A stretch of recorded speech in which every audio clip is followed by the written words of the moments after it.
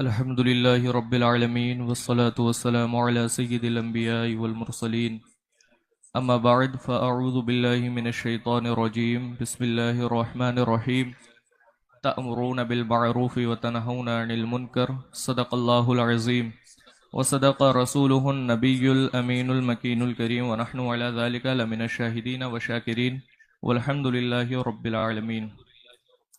آئیے سب سے پہلے حضور پرنور شافع نشور رب کے محبوب دانہ غیوب فخر عرب و عجم والی کون و مکاں سیاح لا مکاں سید انس و جاں نیر تابہ سر نشین مہوشاں ماہ خوباں بے کسوں کے کس بے بسوں کے بس بے چاروں کے چارہ بے سہاروں کے سہارا غریبوں کے والی یتیموں کے مولا کعبے کے بدر الدجا طیبہ کے شمس الضحیٰ شب اسرا کے دولہا ارواحنا فدا جناب محمد رسول اللہ صلی اللہ علیہ وسلم کی بارگاہ بے کس پناہ میں ادب و احترام کے ساتھ درود شریف کا نذرانہ پیش کریں۔ پڑھیے باواز بلند اللہم صلی علی سیدنا و مولانا وسلم صلاۃ و سلام علیک یا رسول اللہ صلی اللہ تعالی علیہ وسلم۔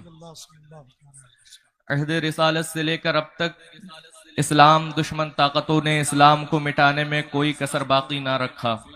عہد رسالت میں فتنے دبے ہوئے تھے، جیسے ہی حضور دنیا سے تشریف لے گئے وہ فتنے ظاہر ہونے لگے۔ وہ فتنہ کبھی منکرین زکوٰۃ کی شکل میں سامنے آیا تو کبھی مسیلمہ کذاب کی شکل میں سامنے آیا۔ ان فتنوں کی دفاع کے لیے شان صداقت کے ساتھ حضرت ابو بکر صدیق رضی اللہ تعالی عنہ میدان میں آئے اور بروقت علاج کیا، لیکن یہ وہ فتنے تھے جو اسلام کے مقابلے میں اسلام دشمن طاقتوں نے لا کھڑا کیا تھا۔ اور آج کے اس پرفتن دور میں اپنے آپ کو سنی مسلمان کہنے والے نام نہاد جاہل صوفی خانقاہوں میں بیٹھ کر رافضیت کو فروغ دینے کا کام کر رہے ہیں۔ کبھی شیخین کی شان میں گستاخی، کبھی ترتیب خلافت پر چوچرا، کبھی حضرت امیر معاویہ کی ذات پر تبرہ۔ جب ہم نے الہ آباد کی سرزمین کا یہ کہا جا رہا ہے پتہ چل ہم کسی کی تکفیر نہیں کرتے اور یہاں ہر آنے والے کو سیراب کیا جاتا ہے، خواہ وہ کافر ہو یا مشرک۔ اور آگے بڑھ کر جب دیکھا گیا تو کچھ نام نہاد حشمتی اپنے آپ کو باسمتی چاول کی طرح عالم میں معطل کرنا چاہتے ہیں،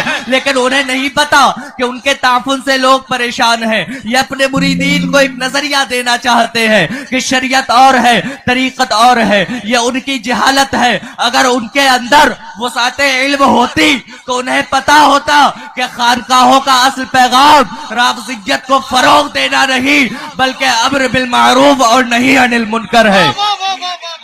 لیکن الحمدللہ آج بھی کچھ خانقاہیں ایسی ہیں جو دین و سنیت کا کام کر رہی ہیں، اور خانقاہ عالیہ قادریہ محمدیہ ان میں سر فہرست ہے۔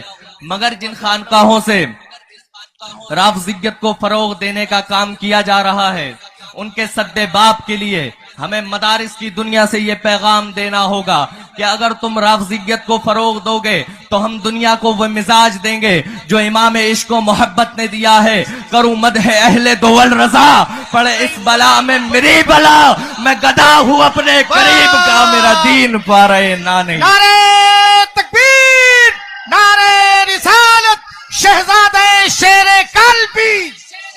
آج حضرت علی کرم اللہ تعالی وجہ الکریم کی افضلیت کو ثابت کرنے میں لوگ حضرات شیخین کریمین رضی اللہ تعالی عنہما کی شان اقدس میں نازیبہ کلمات بکتے ہیں، اور حضرت علی رضی اللہ تعالی عنہ کی افضلیت میں حدیث پاک کا صرف اتنا ہی حصہ پڑھ کر استدلال کرتے ہیں کہ نبی کریم نے فرمایا انا مدینۃ العلم وعلی بابھا۔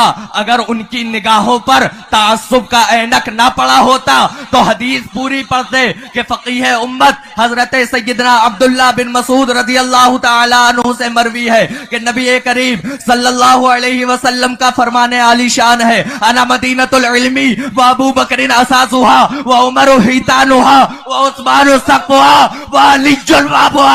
یعنی میں علم کا شہر ہوں، ابو بکر اس کی بنیاد ہے، عمر اس کی دیوار ہے، عثمان اس کی چھت ہے اور علی اس کا دروازہ ہے۔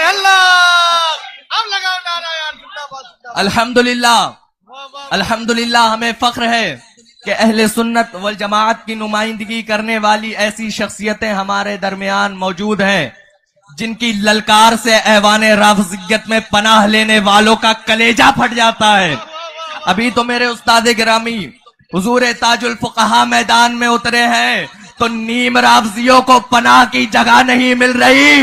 جس دن شہزادہ تاج الشریعہ حضور قائد ملت میدان میں اترے گے تو امریکی ایرانی ڈالر پر بکنے والوں کو ان کی اوقات کا پتہ چل جائے گا. کیونکہ کل کے رضا ہے خنجرے خوخار برقبار آدھا سے کہہ دو خیر منائے نشر کرے. اب لگائیے نعرہ نعرہ تکبیر. اللہ نے ہاتھ دیے ہیں نا تو ہاتھوں کو اٹھا کے جواب دے.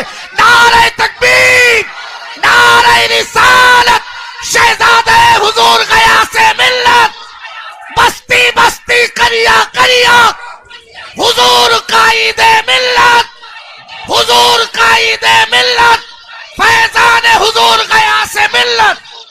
جس دن حضور قائد ملت جانشین حضور تاج الشریعہ نور دیدہ حضور تاج الشریعہ اہل سنت کی جان مرکزیت کی شان حضور قائد ملت میدان میں اتریں گے تو ایرانی ڈالر پر پکنے والوں کو ان کی اوقات کا پتہ چل جائے گا. کیونکہ کل کے رضا ہے خنجرے خوخار برقبار آدھا سے کہہ دو خیر منائے نشر کریں.